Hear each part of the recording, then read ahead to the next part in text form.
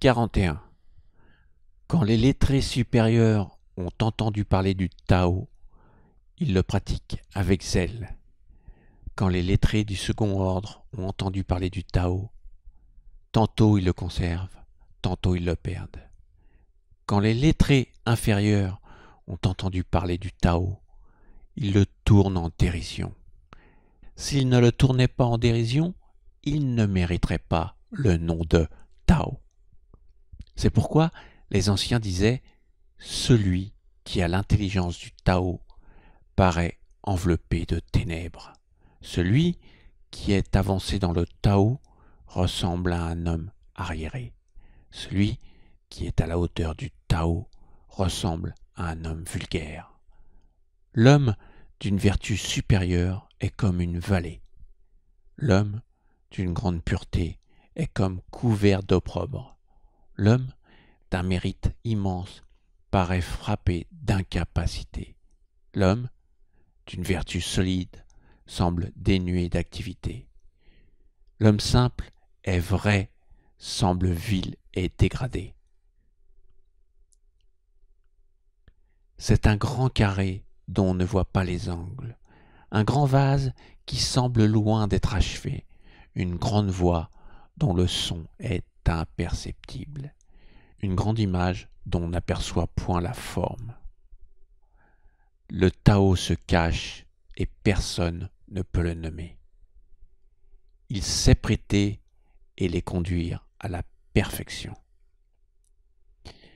Bon, alors que le verset 40 était très court, celui-là est très long. On sent que l'auteur de ce verset a été critiqué à cause de son attitude harmonieuse avec le Tao. En clair, il passait pour un demeuré. Pourquoi ? C'est simple. Le Tao n'est pas matérialiste. Il n'est pas mesurable. Donc, il peut attirer les moqueries et en cas de problème, comment vous pouvez expliquer « Je ne m'inquiète pas, je fais confiance au Tao ». On va vous demander de bien vous reposer, vous devez être très fatigué. Donc, très souvent, les gens qui savent à peu près comment ça fonctionne se trouvent en décalage avec le monde. C'est d'ailleurs pour cette raison qu'il dit que l'homme d'un mérite immense paraît frappé d'incapacité. Ou comme il le dit, paraît entouré de ténèbres, car personne ne le comprend. Je vais juste vous citer un exemple dans ma propre vie. Il fallait que je trouve un objet à mon père décédé en début d'année.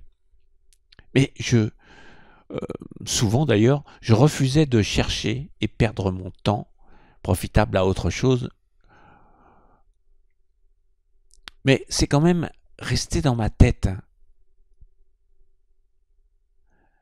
Ma femme, elle, a cherché partout, hein, mais elle n'a rien trouvé. C'est souvent comme ça d'ailleurs. Et un matin, je me lève, je suis allé directement à un endroit. J'ai tendu mon bras, alors que c'était peu éclairé, et je l'ai trouvé. Je descends de l'étage, et ma femme me voit avec. Très surprise d'ailleurs, elle n'a pas compris comment j'avais fait, ça semblait magique. J'ai donc économisé beaucoup de temps et d'énergie. Il faut juste avoir confiance. Ne pas s'exciter, ne pas paniquer parce que vous ne trouvez pas ou vous n'avez pas de solution.